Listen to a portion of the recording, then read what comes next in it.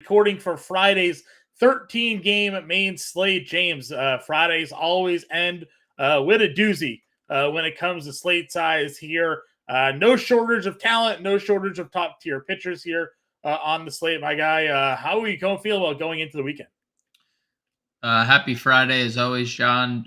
Big slate, massive slate. I mean, just a ton to get into, so I'm not going to waste anybody's time. Just let's get into things. Yeah, let's get into things. We'll do a brief recap of the Thursday hits because you, sir, take a bow. You were star of the night, top home run call of the night, pretty much across the board. Jose Ramirez, 3 home runs on the evening. So congrats to you, my friend. Great call. I had him in my lineups. Hopefully, a lot of you guys out there in the FA Nation family had Jose Ramirez in your lineups there as well, as we broke down that 5 o'clock slate. Thursday main slate on the 5 o'clock live stream. So with that in order, James, let's go on over to Vegas. Like you said, we have a lot to talk about. Why don't you give us a quick highlight of the notable spreads and totals to pay attention to here? Yeah, so biggest favorite on the board is the Milwaukee Brewers minus 225, some places even higher, up to 240 over the Oakland Athletics. Minus 200 is Atlanta as well. Those are the only teams with 200 on the money line.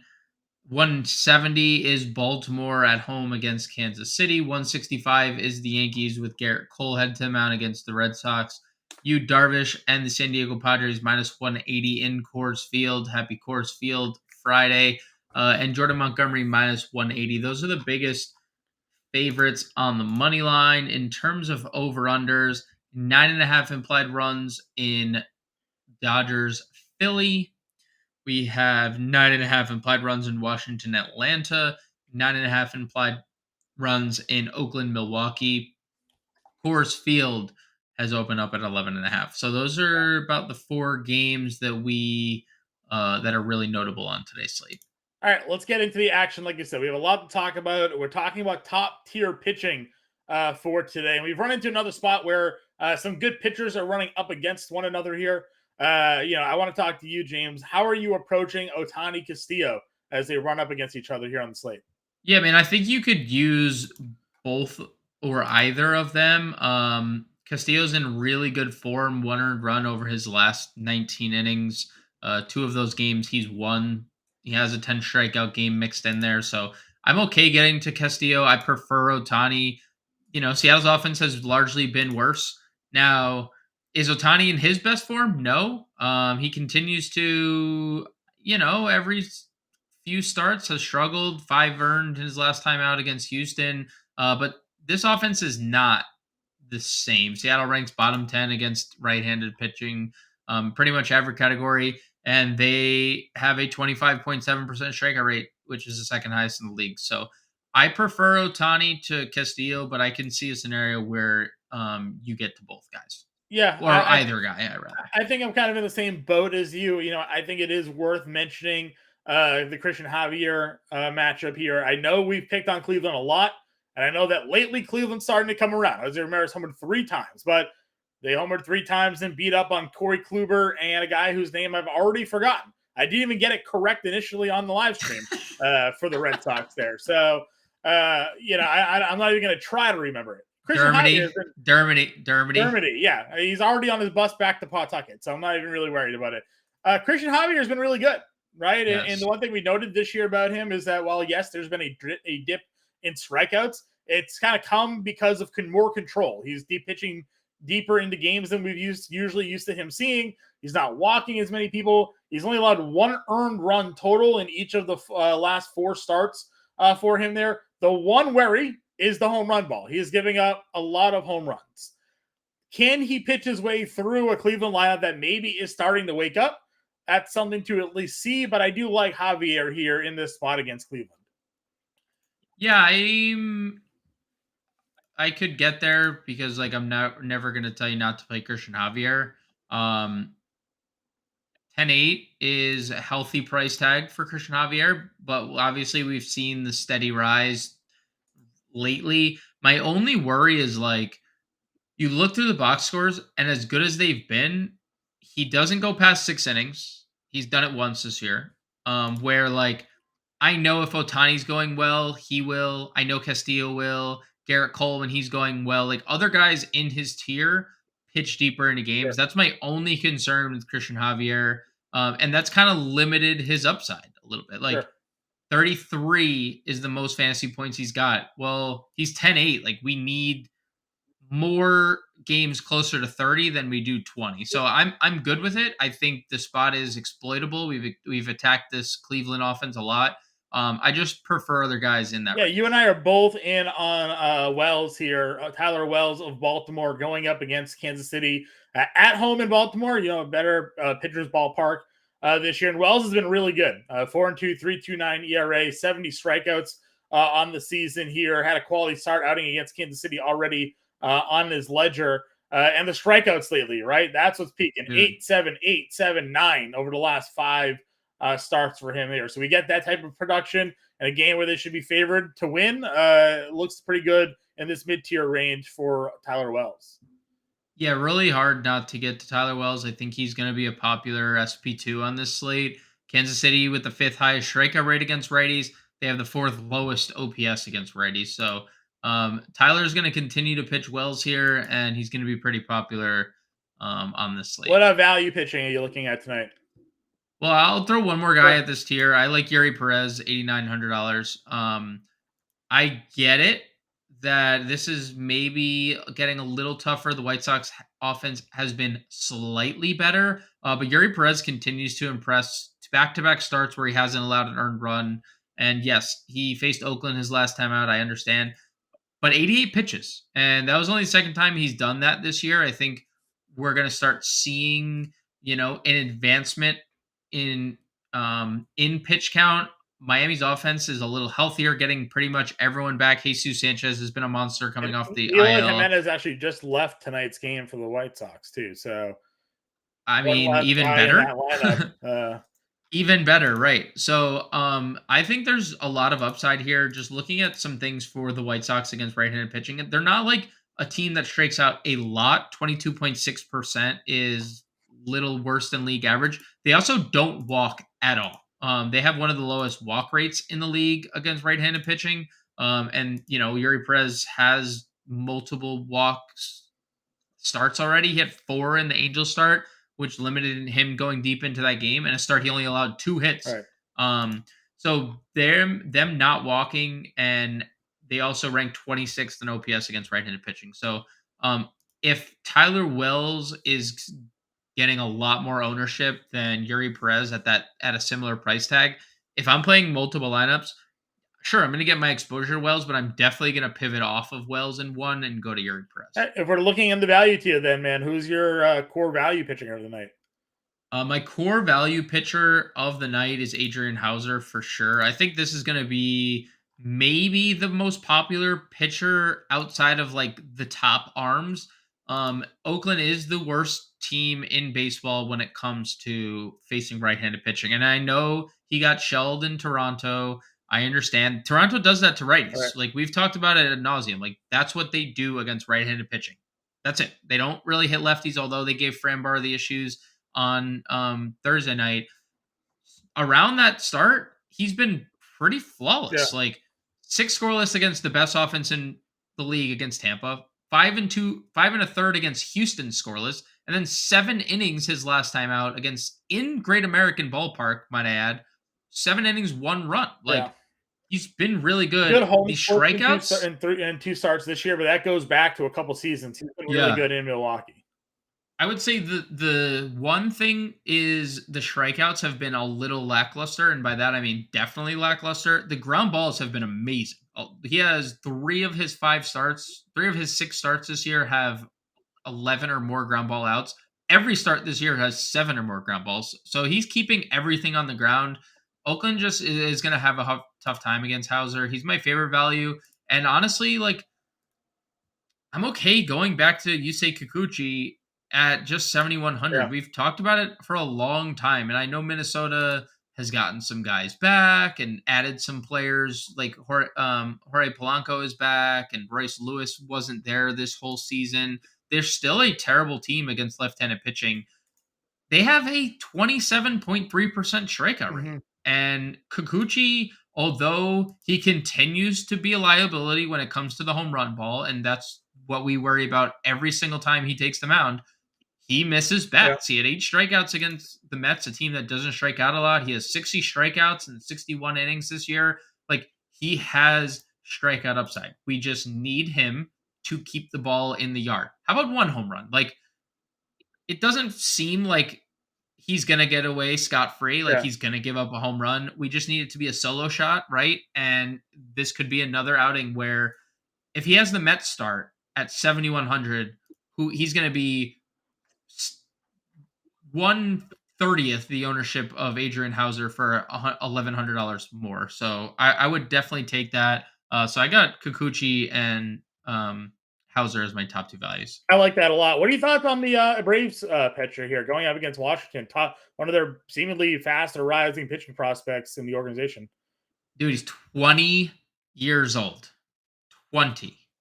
Now it's appealing. There hasn't been a lot of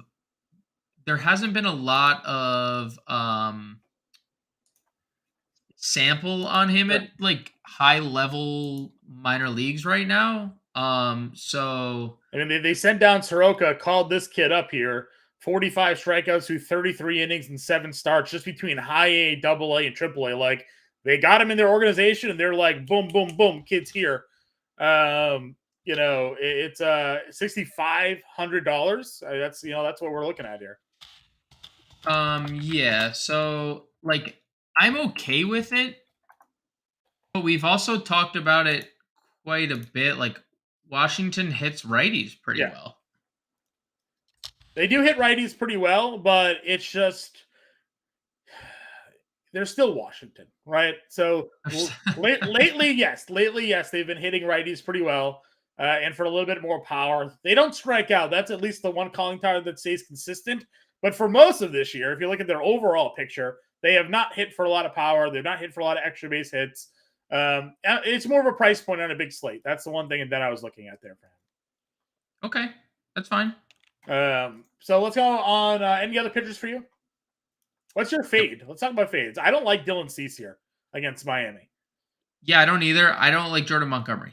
Two guys that I think usually people like. Yeah. Like we like Jordan Montgomery, and I at least like Dylan Cease. I don't think you like Dylan Cease. But... Yeah, I don't like Dylan Cease in this spot against Miami. Miami's numbers lately have been a lot better against right-handed pitching, and Cease is just so wildly inconsistent on the year. And I was, we'll talk about it. We'll get into it. I don't want to bury the lead here, but you mentioned Jordan Montgomery being a pretty big favorite, and my ears perked up as I don't really care for Jordan Montgomery this year. He's been kind of terrible. So if people are going to be in on Jordan Montgomery, I like to be a little different sometimes. I might be going to the Reds in this slate. So speaking of hitting, let's just get into it. Talk about your top hitters here in the infield. Yeah, we'll do the infield breakdown first. So WD Smith stood out to me first. He's been mashing lefties for 2+ years. And he had a home run the other day in Great American against a lefty. This year, 324 average, 4 home runs, 485 WOBA for Smith. So obviously, Ranger Suarez, not a guy who's allowed a lot of home runs, but 342 average, 930 OPS, 395 WOBA to right-handed bats this year. So I'll go there. I will also look at Manny Machado, who I think is starting to wake up quite a bit. 2 multi-hit games in his last 3. Since coming back, has looked a little bit more like himself. I know he had the 3 strikeout game the other day, but he's just consistently been getting on base. And we're in Coors Field. Right. And I think Austin Gomber is, what he is. He's not a good pitcher. I'm trying to get the exact splits up right now as our lineups page updates. I mean, righties are hitting 294 against him, and they have an 890 OPS and a 382 WOBA. Lefties are also hitting 333 against them with 1,000 OPS, nearly 1,100. I mean, Machado, for what it's worth, John, this year against left-handed pitching, 388 average. He's just not hitting Right. righties whatsoever.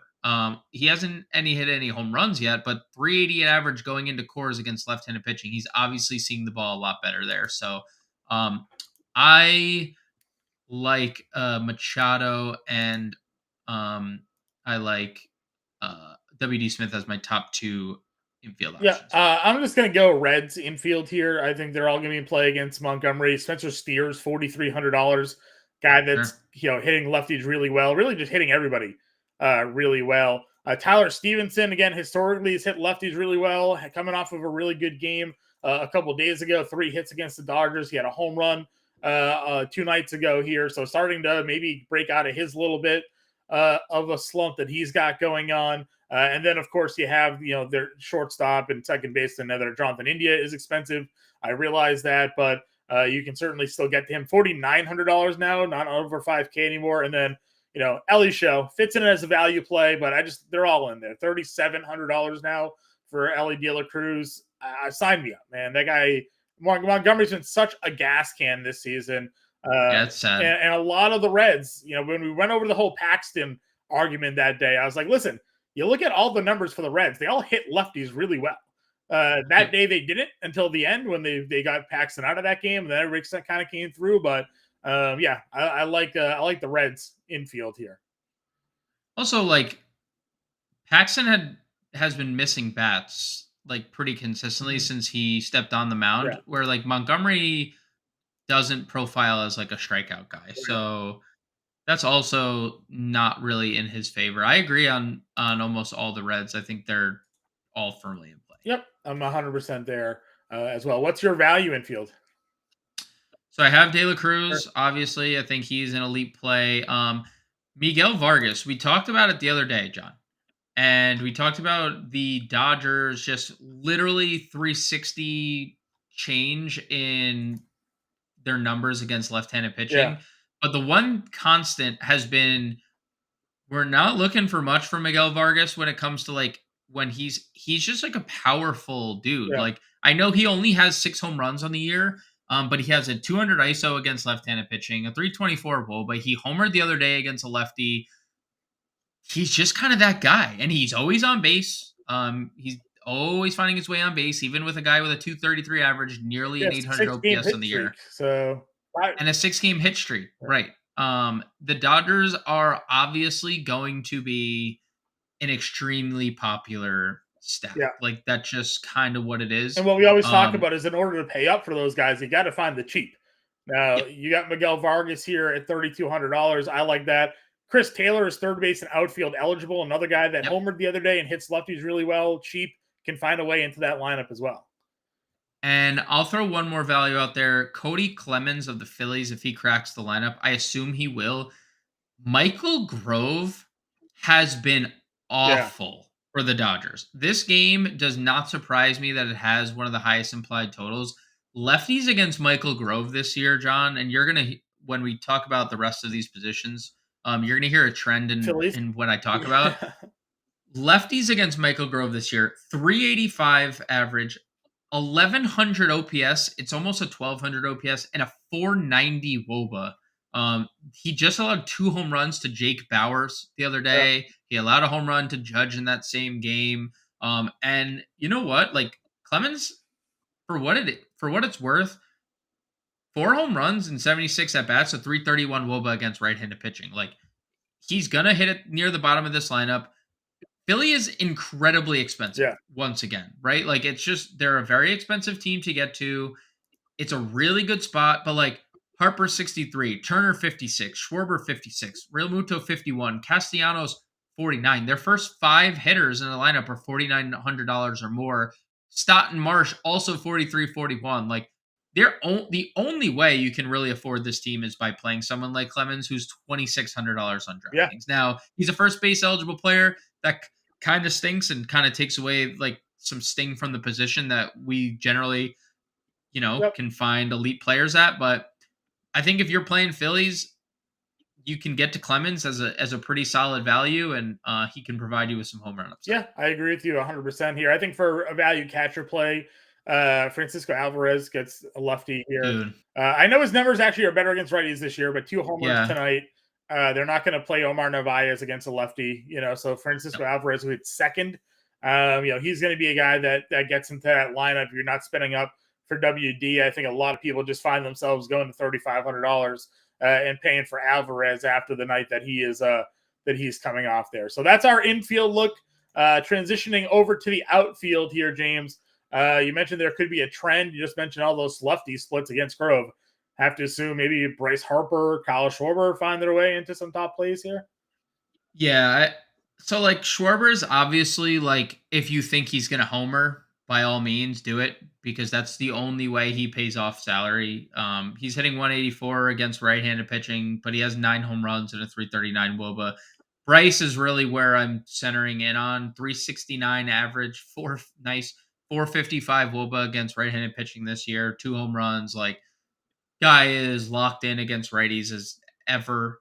So Bryce Harper is definitely my top outfield. Schwarber's right there in the range, Yeah. right? Like he's in the ballpark because he has light tower power, and we know like he's a guy who has probably as many multi-home run games as like anyone else in the league over the span of his career, Yeah. right? Like that's what he's done his whole career. So those two guys, and I really like Fernando Tatis. I'm also not really shying away from like Soto either. If you wanted to spend up on either Padres outfielder, considering Gomber's allowed lefties to hit 333. Now, Soto hasn't been as good against lefties as he's been in years past. Just a 321 WOBA against lefties, but he has homered twice. Tatis, though, 5 home runs and 40 at Yeah. bats. So, I mean, every 12 at bats, he's hit a home, or sorry, math is hard. Every 8 at bats, he's hit a home run off of a left handed He's averaging pitcher. a home run almost 1 in every 4 games played.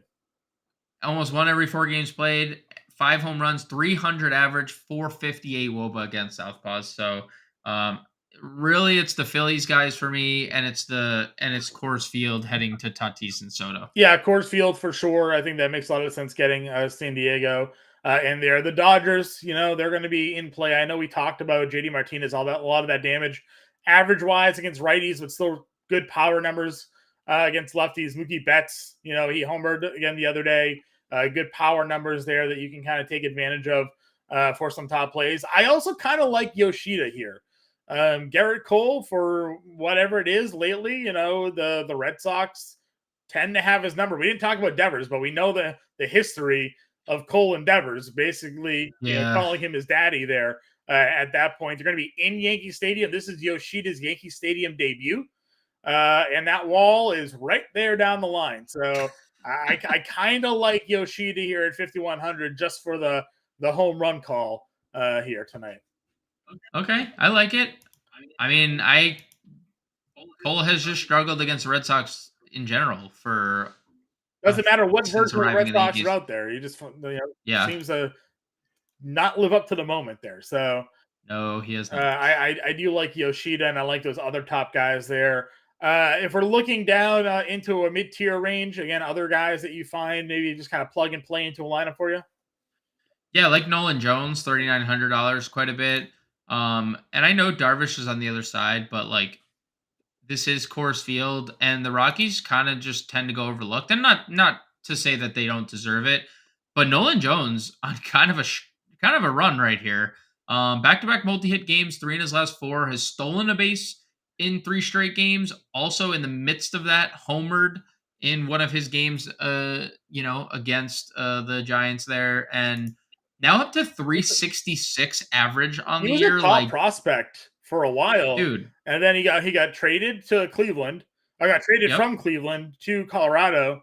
And Rockies are giving him an opportunity to play, and he's kind of living up to the prospect that he was looking like he could have been.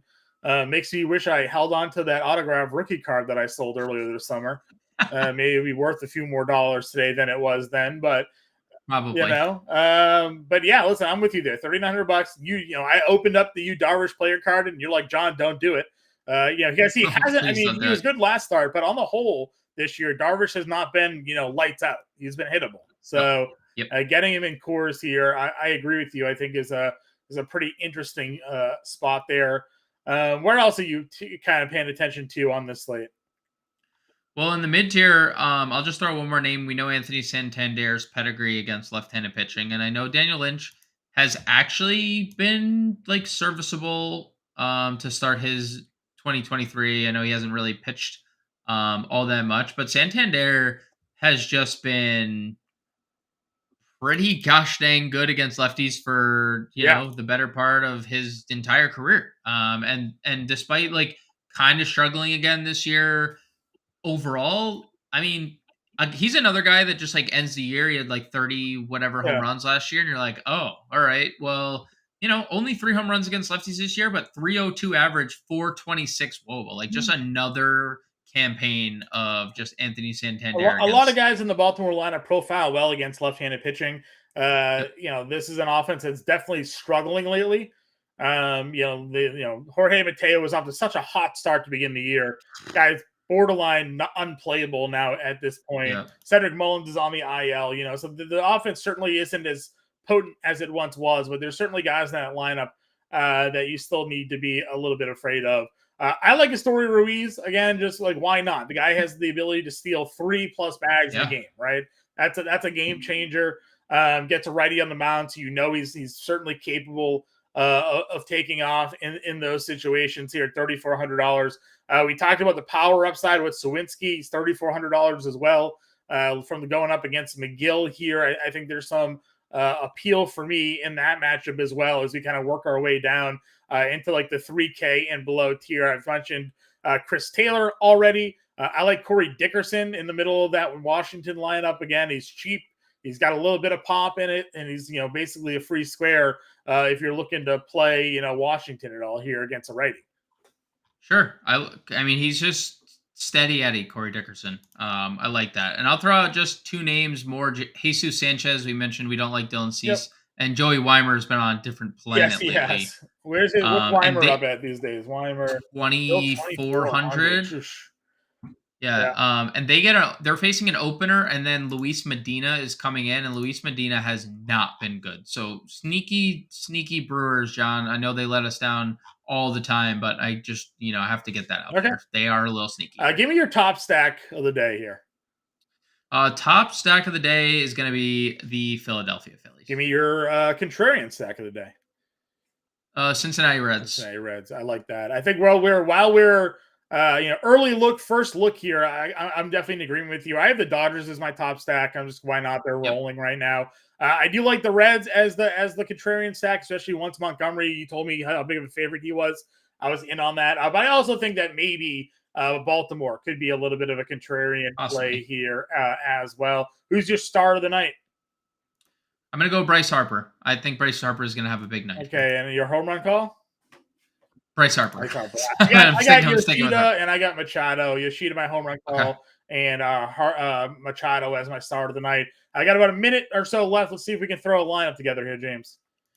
Yeah, I went Ohtani Wells. Okay. If you want to go Hauser, that's fine too. But and then I did Vargas at second, Ellie De La Cruz at short. Ellie De La Cruz at short. Let's use Alvarez maybe, or a catcher? Yeah, Alvarez at catcher.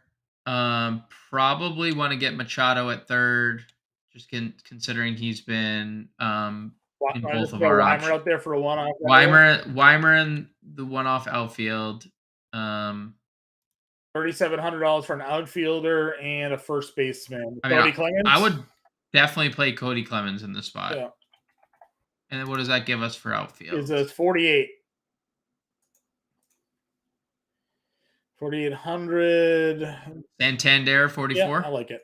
All right, so that's the first look here. James and I will be back live at 5 o'clock Eastern. We'll go through the slate. We'll give you two lineups here, quarter cores and non-cores, and give you all the updates you guys need to know about.